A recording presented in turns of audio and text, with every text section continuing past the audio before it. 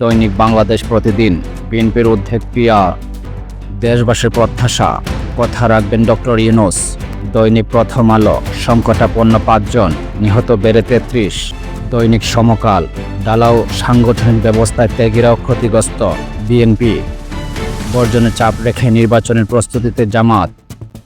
দৈনিক কালের কণ্ঠ, গাজীপুরে মাসে 100 কোটি টাকার মাদক কারবার। দৈনিক যুগান্তর, আওয়ামী লীগ আমলে পাচার করা অর্থ ফেরাতে কঠিন বাধা।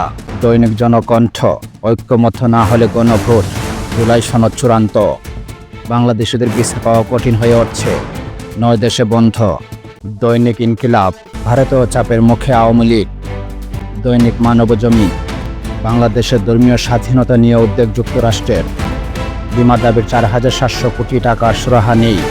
দৈনিক আমাদের সময়, কুশিন ও সীমান্ত হত্যায় বেফুরুয়া বিএসএফ। দৈনিক নয়া দিগন্ত, 12 ফেব্রুয়ারি নির্বাচনের টার্গেটে এগোচ্ছে সরকার। ফেনী সীমান্তে 2 বাংলাদেশিকে হত্যা করেছে বিএসএফ। দৈনিক আলোকিত বাংলাদেশ, বিএনপিতে বাড়ছে গ্রুপিং কোন্দল। দৈনিক কালবেলা, আইনে নিষিদ্ধ মিনিকেটে বাজার সয়লাভ। 123 বাংলাদেশকে বিমানবন্দর থেকে ফেরত পাঠালো মালয়েশিয়া।